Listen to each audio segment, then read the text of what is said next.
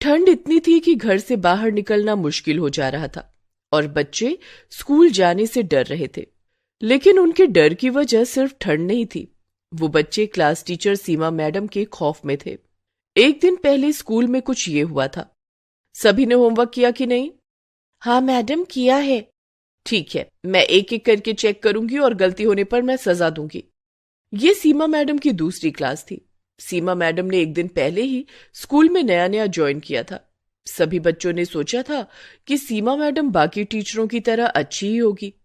लेकिन सीमा मैडम ने जब होमवर्क चेक करना शुरू किया तब सभी को उनकी असलियत के बारे में पता चला। राजू, मोती, चुटकी और मीना, तुम लोगों को सजा मिलेगी। लेकिन क्यों मैडम? क्योंकि होमवर्क में गलती है। तुम चारों यहाँ लाइन लगाकर खड़े हो जाओ। चारों लाइन में खड़े हो गए। उन्होंने सोचा कि सीमा मैडम ज्यादा से ज्यादा मुर्गा बनाएंगी या तो 2 थप्पड़ मारेंगी। लेकिन सीमा मैडम के दिमाग में तो कुछ और चल रहा था। बाहर बर्फ गिर रही थी। सीमा मैडम बाहर से बर्फ लाई और चारों के स्वेटर के अंदर घुसा दिया। इतनी कपकपाती ठंड में स्वेटर के अंदर बर्फ जाने से चारों के चारों जोर जोर से चिल्लाने लगे। बहुत ठंडा है। मैडम, मैडम बर्फ निकाल लीजिए मैडम, हमसे और गलती नहीं होगी। लेकिन सीमा मैडम ने हंसते हुए कहा, बर्फ तो मैं नहीं निकालूंगी और कोई नहीं निकालेगा। ये सजा याद रहनी चाहिए, तब जाकर तुम लोग सुधरोगे। और हाँ, ये बात अगर घर पर किसी को बताई तो और ज्यादा सजा मिलेगी। सारे बच्चे बहुत डर गए। राजू, चुटकी, मोती और मीना चारों ठंड से कांपते हुए अपनी अपनी जगह पर बैठ गए। क्लास खत्म होने के बाद सीमा मैडम बाहर चली गई। तब बाकी बच्चों ने चारों के स्वेटर से बर्फ निकाल दिया। उनको थोड़ी सी राहत मिली। लेकिन तभी सीमा मैडम वापस आ गई। किसने निकाला बर्फ? किसने किया? किसी ने उत्तर नहीं दिया। मेरे मना करने के बावजूद तुम लोगों ने स्वेटर से बर्फ निकाला। तुम सब सजा के ही लायक हो, सबको सजा मिलेगी। ये बोलकर सीमा मैडम ने सभी के स्वेटर में बर्फ घुसा दिया और शाम तक घर लौटते लौटते सभी को जुकाम हो गया। राजू की माँ सुनीता कहने लगी, क्या हो गया बेटा? सुबह तक तो तू ठीक था, अचानक से जुकाम कैसे हो गया तुझे? राजू सब कुछ सच सच बताने जा ही रहा था, लेकिन तभी उसे सीमा मैडम की बात याद आ गई। और हाँ, ये बात अगर घर पर किसी को बताई तो और ज्यादा सजा मिलेगी। ये सोचकर राजू डर गया और उसने अपनी माँ से कहा, माँ, वो बाहर बहुत ठंड है ना, ऊपर से बर्फबारी भी हो रही है, इसीलिए ठंड लग गई है। मैं कल स्कूल नहीं जाऊंगा। नहीं जाएगा? लेकिन क्यों बेटा? थोड़ा सा जुकाम ही तो है। नहीं माँ, जुकाम ठीक होने के बाद ही स्कूल जाऊंगा। नहीं बेटा, एग्जाम सर पर है, अभी स्कूल जाना ही होगा। सुनीता ने राजू की बात नहीं मानी। उसने सोचा कि राजू छोटा है इसीलिए बहाना बना रहा है। अगले दिन राजू स्कूल गया। बाकी बच्चे भी स्कूल आ गए। वो सभी सीमा मैडम के खौफ में थे।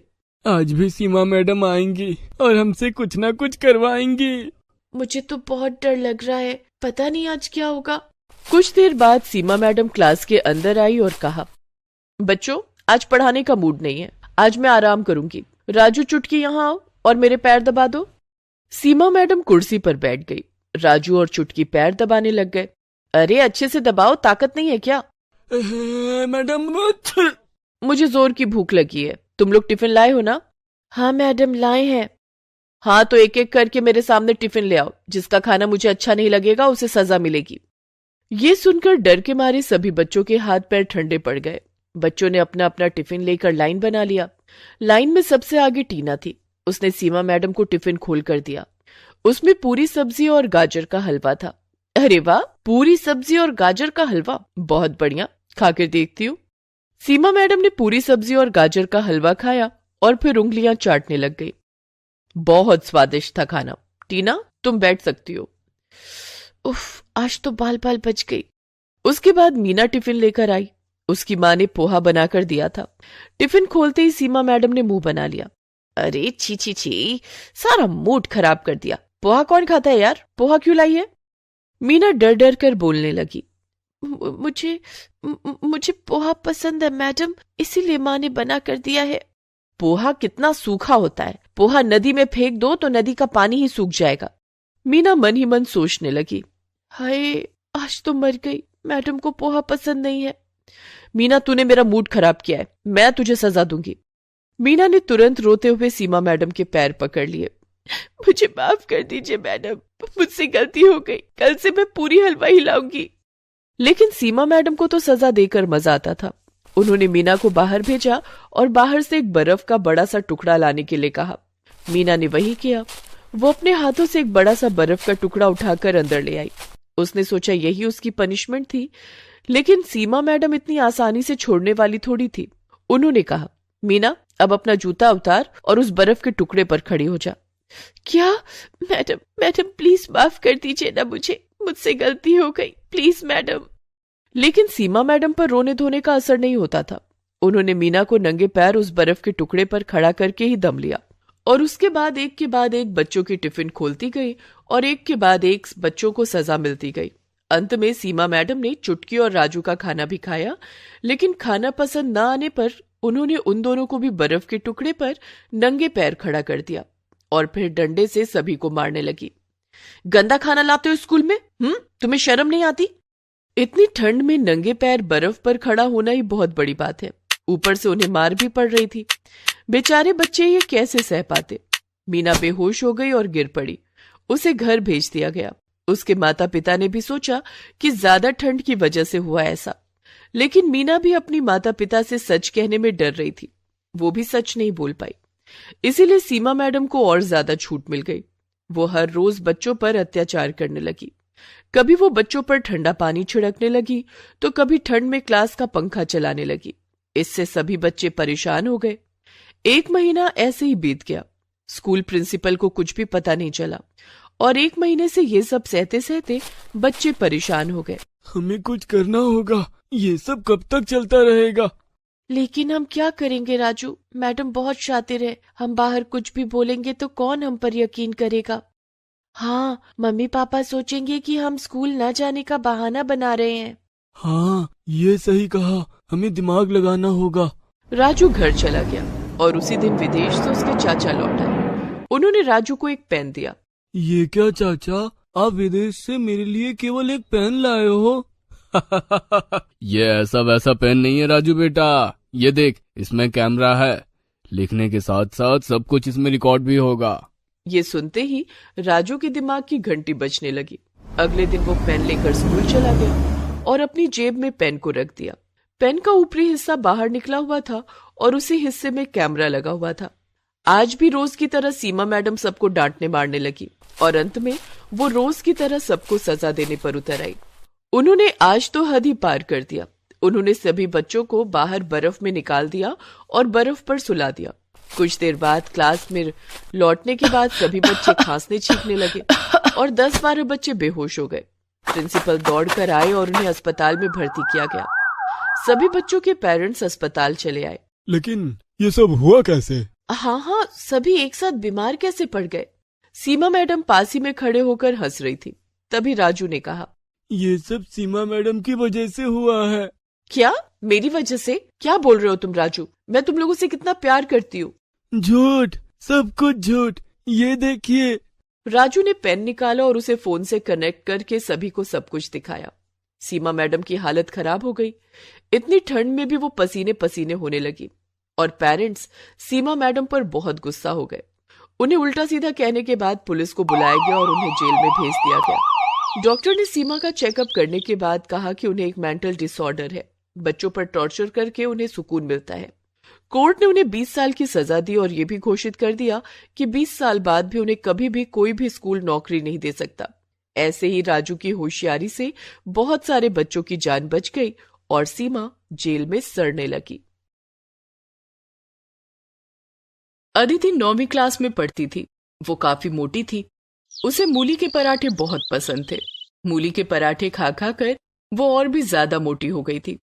उसके मूली के पराठे खाने की आदत से सब परेशान थे। अदिति बेटा, जल्दी से नाश्ता कर लो, स्कूल की बस आती ही होगी। माँ, आपने नाश्ते में क्या बनाया है? आज तो मैंने आलू के पराठे बनाए हैं। माँ, आपको पता है ना कि मुझे मूली के पराठे कितने पसंद हैं। आप मूली के पराठे क्यों नहीं बनाती? मैं स्कूल तभी जाऊंगी जब मुझे मूली के पराठे खाने को मिलेंगे। अदिति बेटा, अभी तो गर्मियों का मौसम है। मूली का सीजन तो ठंड में आता है। ठंड का मौसम आने दे, तुझे मूली के पराठे बनाकर खिलाऊंगी। प्रॉमिस? प्रॉमिस बेटा। अदिति उस दिन आलू के पराठे खाकर और वही लंच में लेकर स्कूल चली जाती है, लेकिन उस दिन से वो ठंड के आने का इंतजार करने लगती है। अक्टूबर का महीना था। अदिति जल्दी से अक्टूबर के खत्म होने का इंतजार करने लगती है। नवंबर से ठंड शुरू हो जाएगी, तब बाजार में मूली आ जाएगी और मम्मी मुझे मूली के पराठे बनाकर खिलाएगी। अदिति दिन गिन रही थी। कुछ दिनों के बाद अक्टूबर का महीना खत्म हो गया और नवंबर का महीना शुरू हो गया था। अदिति एक दिन स्कूल बस से घर लौट रही थी, तभी उसने घर के पास देखा कि सब्जी वाला ठेले पर मूली बेच रहा था। उस दिन घर जाकर उसने अपनी माँ से कहा, माँ, बाहर सब्जी वाला ठेले पर मूली बेच रहा है, चलो ना मूली खरीद लो। प्रीति बाहर जाकर देखती है तो सब्जी वाला मूली बेच रहा था। सब्जी वाले भैया, मूली कैसे दिए? 60 रुपए किलो मैडम। इतना महंगा? बहन जी, सीजन का नया मूली है, अभी अभी बाजार में आया है, महंगा तो होगा ही।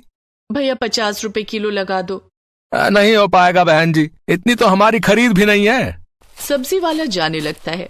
अदिति जिद करने लगती है, माँ, आपने कहा था कि ठंड के मौसम में आप मूली के पराठे बना कर दोगी, आपने मूली क्यों नहीं खरीदी?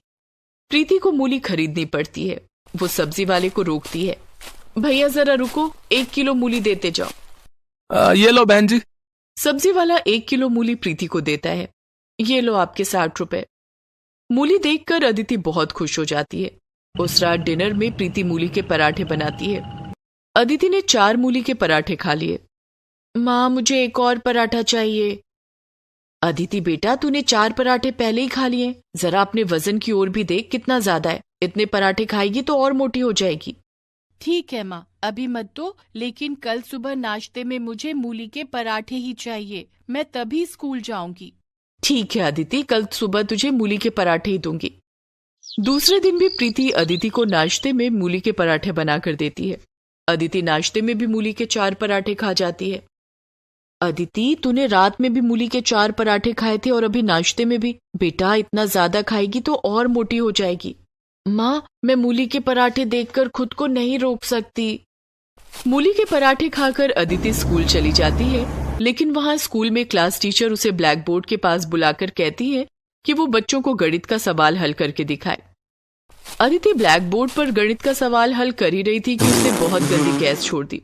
मूली के पराठे खाने के कारण उसकी गैस से बहुत गंदी बदबू आ रही थी। क्लास के सभी बच्चे अपनी अपनी नाक बंद करके क्लासरूम छोड़कर बाहर आ गए। क्लास में हंगामा बच गया। अदिति, ये सब क्या है? क्या तुम स्कूल आने से पहले फ्रेश नहीं होती?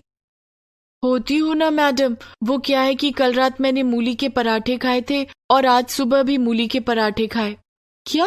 कल रात भी और आज सुबह भी? हाँ, मुझे मूली के पराठे बहुत पसंद हैं। लेकिन तुम्हारी पसंद का नुकसान हम सबको भरना पड़ रहा है। लेकिन अदिति को इन सब से कोई फर्क नहीं पड़ा। वो तो अब भी मूली के पराठे खाने पर उतना ही जोर देती। घर आकर उसने अपनी माँ से कहा, माँ, मूली खत्म हो गई क्या? हाँ, खत्म हो गई, सबके पराठे बनवाकर तूने खा लिए। अदिति के पिताजी वहीं सोफे पर बैठे थे और अपने लैपटॉप पर ऑफिस का काम कर रहे थे। उन्होंने अदिति से कहा, क्या बात है अदिति, तुम्हें मूली के पराठे खाने हैं क्या? हाँ पापा। ठीक है, मैं अभी ऑनलाइन ऑर्डर कर देता हूँ, 10 मिनट में मूली आ जाएगी। शेखर, इसने कल ही तो मूली के पराठे खाए हैं और आज सुबह नाश्ते में भी मूली खाकर स्कूल गई थी। आप भी ना इसकी हर जिद मान लेते हैं। रोज रोज मूली के पराठे कौन खाता है? खाने दो ना प्रीति, वैसे भी गर्मियों के मौसम में मूली कहाँ मिलती है, सिर्फ ठंड की ही तो बात है। थोड़ी देर में घर की घंटी बजती है और डिलीवरी बॉय मूली देने आता है। अदिति खुशी खुशी मूली रिसीव करती है और किचन में प्रीति को लाकर देती है। माँ, ये लो मूली, आज रात में मूली के पराठे बनाना।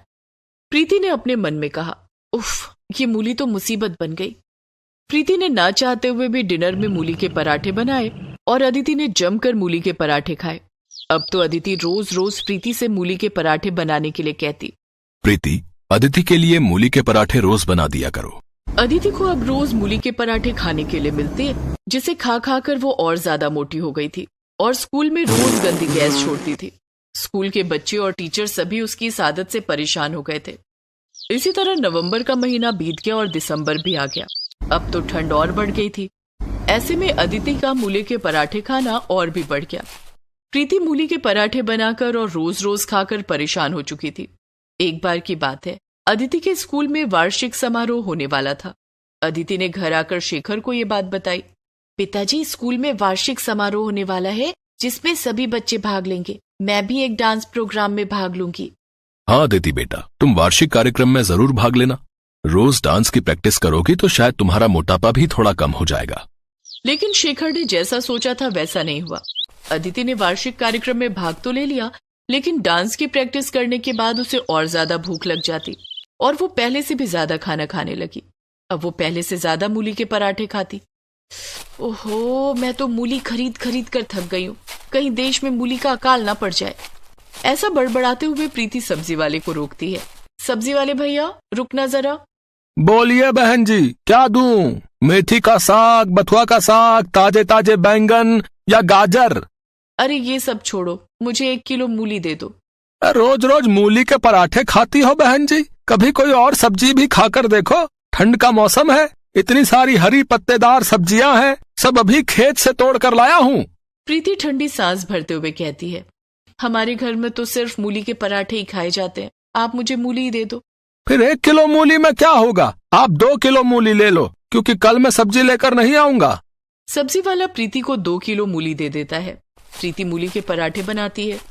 इधर अदिति का वार्षिक कार्यक्रम नजदीक आ गया था। माँ, कल हमारे स्कूल में वार्षिक कार्यक्रम है, आपको और पापा को स्कूल आना है। ये रहा पास, ठीक 11 बजे आप दोनों स्कूल आ जाना। ठीक है अदिति बेटा, मैं और तेरे पापा स्कूल आ जाएंगे। माँ, कल नाश्ते में मूली के पराठे बना देना और मुझे लंच में भी 4 मूली के पराठे दे देना। ठीक है। दूसरे दिन अदिति नाश्ते में 4 मूली के पराठे खा लेती है और लंच में भी 4 मूली के पराठे लेकर जाती है 11 बजने से पहले। कार्यक्रम खत्म होने में पता नहीं कितना वक्त लग जाएगा, मैं लंच अभी ही कर लेती हूँ। और अदिति ने लंच में मिले मूली के पराठे खा लिए। अदिति को इस बात का अंदाजा नहीं था कि इतना ज्यादा मूली के पराठे खाना उसके लिए कितना मुश्किल हो जाएगा। जब 11 बजे कार्यक्रम शुरू हुआ तब अदिति अपने क्लास के बच्चों के साथ एक डांस परफॉर्म कर रही थी, लेकिन उसी बीच मूली के पराठों ने अपना असर दिखाना शुरू किया और अदिति गैस छोड़ने लगी। गैस की बदबू इतनी गंदी थी कि स्टेज पर नाच रहे दूसरे बच्चे स्टेज छोड़कर भागने लगे। सारे बच्चे स्टेज छोड़कर भाग गए और अदिति अकेली रह गई। इस तरह उसका डांस शो पूरा नहीं हो पाया। कार्यक्रम में मौजूद स्कूल के प्रिंसिपल, टीचर, स्कूली बच्चों के अभिभावक भी गैस की गंदी बदबू से अपनी अपनी कुर्सी छोड़कर भाग गए। सभी एक दूसरे के साथ कानाफूसी कर रहे थे। कार्यक्रम में आए अदिति के माता पिता को काफी शर्मिंदगी महसूस हुई। अदिति रोते हुए उनके पास आई। माँ, देखो ना, सभी लोग कार्यक्रम छोड़कर भाग गए और सब मेरे बारे में पूछ रहे हैं। अदिति बेटा, मैंने तो तुम्हें पहले ही कहा था कि इतना ज्यादा मूली के पराठे खाना ठीक नहीं है। ये सब उसी का नतीजा है। मूली के पराठे खा खाकर तुम और भी मोटी हो गई हो और आज तो जो हुआ तुमने देख ही लिया। सॉरी मम्मी, मैं आज के बाद मूली के पराठे नहीं खाऊंगी। चलो, देर आए लेकिन दुरुस्त आए।